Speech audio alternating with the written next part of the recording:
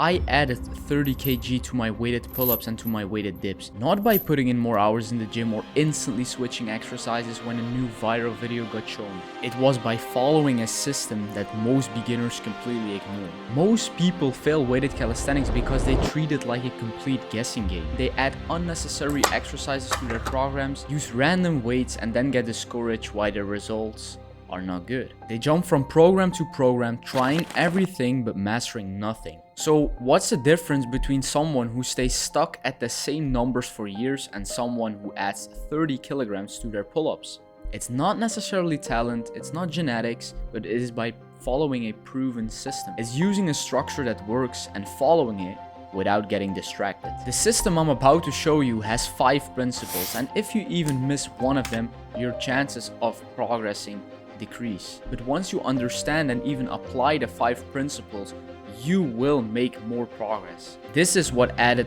30 kg to my weighted pull-ups and 50 kg to my weighted dips. And the first thing you need to understand is that most people are building their foundation completely wrong. Principle 1, your program must be built on compound exercises. Think of exercises such as the weighted dip, the squats, the weighted pull-ups. These are your foundation. Everything else is secondary. These movements require the most muscle, build insane amounts of strength, and give you the biggest return on investment. If your program is built on random isolation exercises and accessory work, you're wasting your time. But of course, here's where most people mess up. You don't only need power movements. Isolation exercises also have their role. Principle 2. Refine your program with isolation exercises. After you've built that raw strength with these compound exercises, refine and find your weak points. If your biceps are a bit smaller and you wish them to be also a bit stronger, add some bicep curls, for example. If your rear delts need some more strength and size, add some rear delt flies. But isolation comes second, not first. First you build the strength, then you can find the weak points and refine it. Principle 3. You need to train intense with lower volume. Most people think more is better. More sets, more exercises, more time in the gym. But your body doesn't grow in the gym. It grows when you rest. I'm a big believer that the quality of your workout matters more than how much quantity you do. If you ask me, it's better to do 2 sets of heavy, focused pull-ups till failure than to do 5 sets of mediocre intensity. Intense focused work will beat average effort each and every single time. And to be real with you, when you train like this, you need some serious recovery time, which brings us to the principle that most people will ignore. Principle 4. Rest is super important. And I don't mean resting necessarily in a lazy way. I mean it like a strategic way.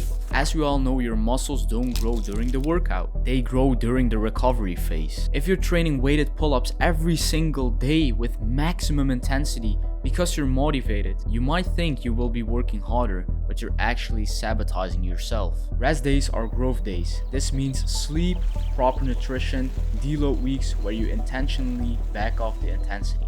Most people overtrain because they're motivated and wonder why they're not progressing. You might think that rest is not for the serious athletes, but the strongest athletes prioritize recovery as much as their trainings. And when you give your body the time to adapt, that's when the real change will appear. And that brings us to principle 5, the one that will separate the winners from the losers. You need to track your trainings and stay focused. The biggest killer of progress is when you start program hopping. You see a new routine online, you try it for 2 weeks, you don't see results, and you switch again. But progress doesn't happen in 2 weeks, it happens in months. If you're not tracking at least your weight and your reps, how do you know if you're actually progressing? Write it down, follow the plan, and trust the process. So here's what happens when you actually follow the system. You build your program on heavy compounds such as pull-ups, dips, and squats.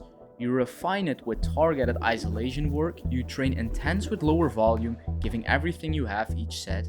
You prioritize rest and recovery like your progress depends on, because it does. And you track everything, staying focused on the plan without chasing every new trend that pops up on social media. When you do this, when you commit to this, the results will be inevitable. It sounds all pretty basic stuff, but if you stick to the basics, you will get insanely good results. To be honest, most people will always go look into the details where they can refine different stuff before having the basics correct. And this is a system, and it works if you follow it. If you want a full program broken down step by step, you can access it with the link in the description. Guys, training is an opportunity to better your life. That's for what you should strive. Thank you for watching. Bye bye.